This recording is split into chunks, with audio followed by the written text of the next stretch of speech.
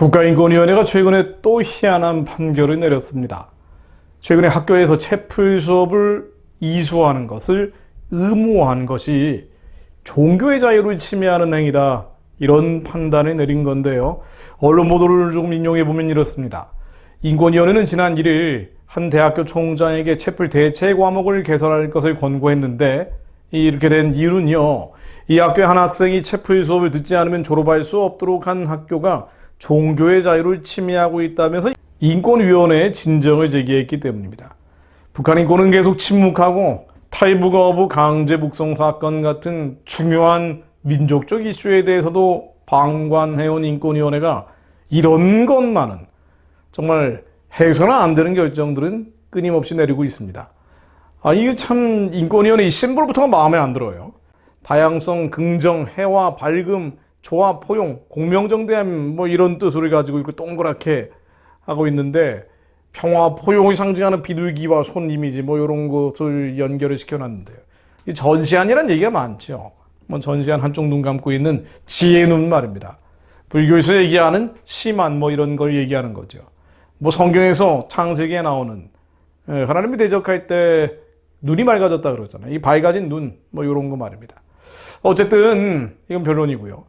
요 얘기로 다시 돌아가 보면 학교 측은 다른 공립대학들과 마찬가지로 채플을 교양 필수 과목으로 운영하고는 있지만 강의 내용을 문화공연, 인성교육 등으로 다양화했다고 변명 아닌 변명을 했습니다.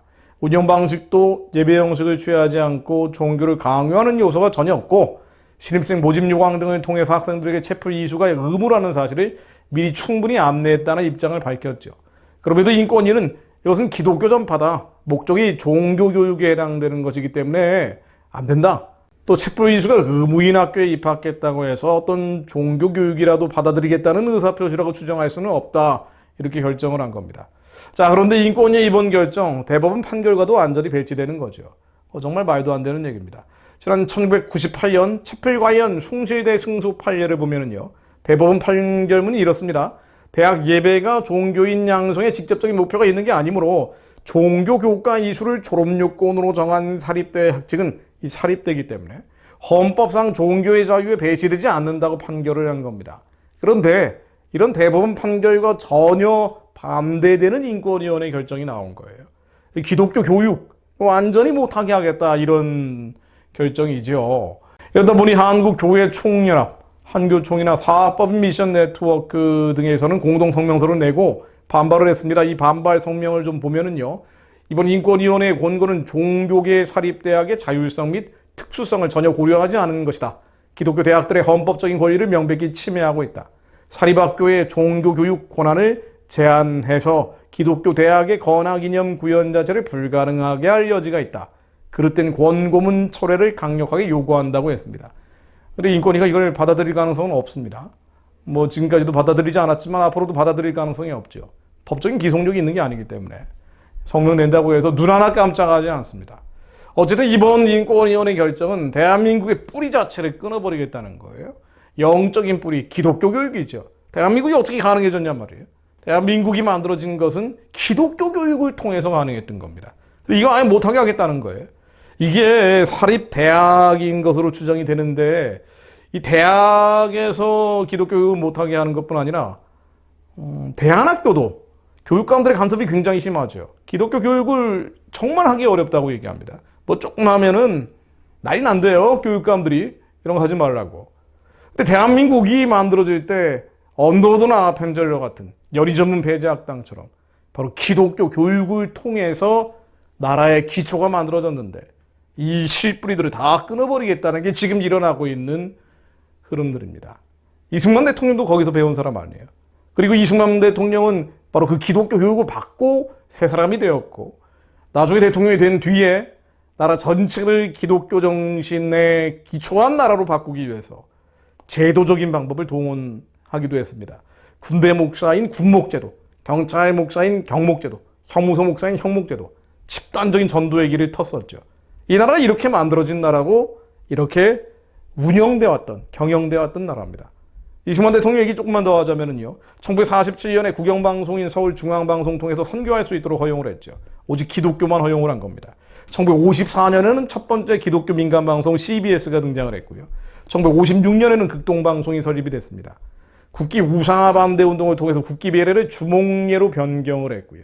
성탄절을 국경일로 지정해서 매년 성탄 메시지를 전 국민에게 선포했습니다. 1948년 5월 10일 재헌의회 선거일이 주일이었는데요. 그러다 보니까 일정 자체를 연기했죠.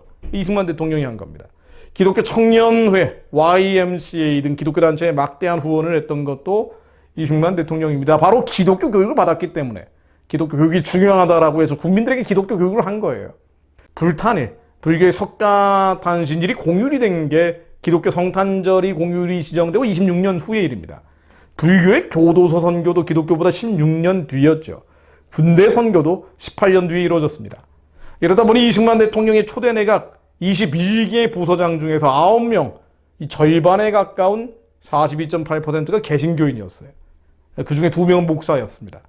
광복 당시에 복음화율이 2%에서 3% 정도였다고 하는데 그것에 비하면 명실공히 기독교인 내각이었고 기독교로 나라를 세운 게 바로 이승만입니다. 그게 어떻게 가능했겠습니까? 바로 기독교 교육을 받았기 때문이에요. 우리가 북한을 기독교적으로 재건해야 되는데 저 땅에 무너진 성전의 자리에 다시 재건을 해야 되고요. 김일성 동성이 무너진 터에는 하나님의 성전들이 세워져야 됩니다. 그렇게 기독교화 시켜야 됩니다. 그거 말고는 북한에 살릴 길이 없단 말이죠. 그러려면 기독교 교육이 있어야 된다고요. 그런데 인권위원회가 그 기독교 교육을 못하게 하는 거죠. 대안학교도 더 어려워지고요. 지금 이승만 같은 사람이 나올 수 있는가? 법적인 차원에서 제도적인 측면에서 나올 수 있는가? 참 어렵습니다. 북한이 무너진 뒤에 기독교적으로 재건할 수 있는 나라, 선교하는 북한을 이끌어낼 그런 제도자가 나올 수 있는가? 국민의힘에서 나오겠습니까? 민주당에서 나오겠습니까? 불가능하죠. 기독교 얘기했다가는 공천도 못 받아요. 국회의원 공천은 물론 장관 자리도 하기 어려운 시대가 돼버렸단 말입니다.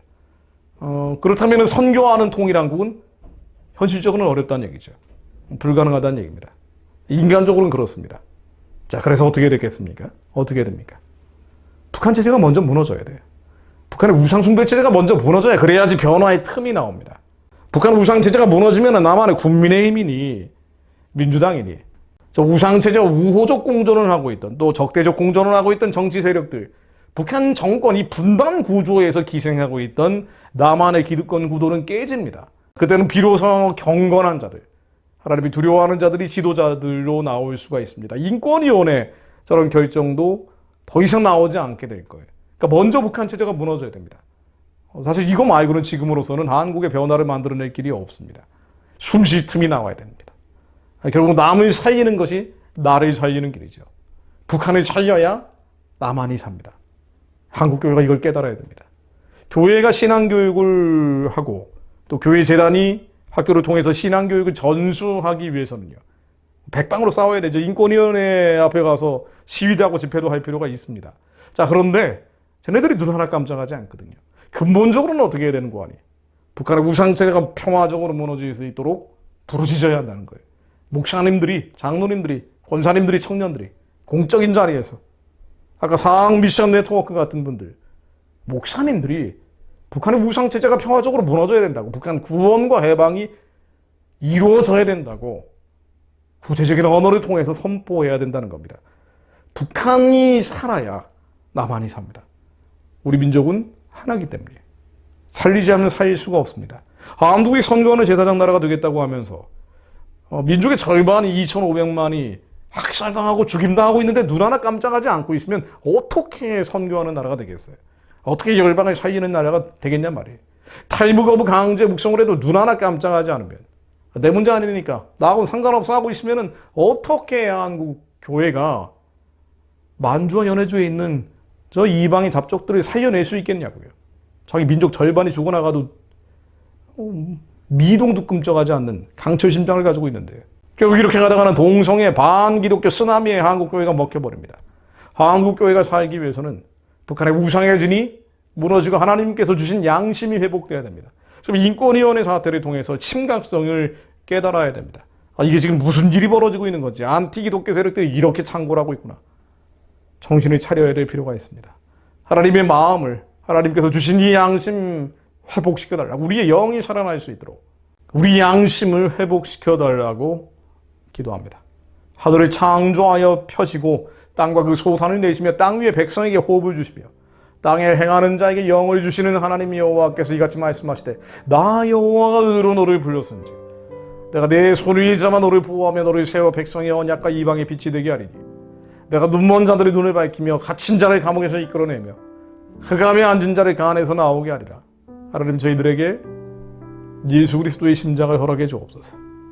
아파하는 자들과 함께 아파하게 하시며 우는 자들과 함께 울게 하시며 우리의 완악하고 강팍한 심장이 움직이게 하시어 백성의 언약과 이방의 빛이 되게 하시며 눈먼 자들의 눈을 밝히고자 하는 주님의 마음이 들어가게 하시며 갇혀있는 자들을 감옥에서 이끌어내고 흑암에 앉은 자를 그 안에서 나오게 하려는 주님의 심령이 저희들 안에 들어오게 하사 한국교회가 부르짖게 하옵소서.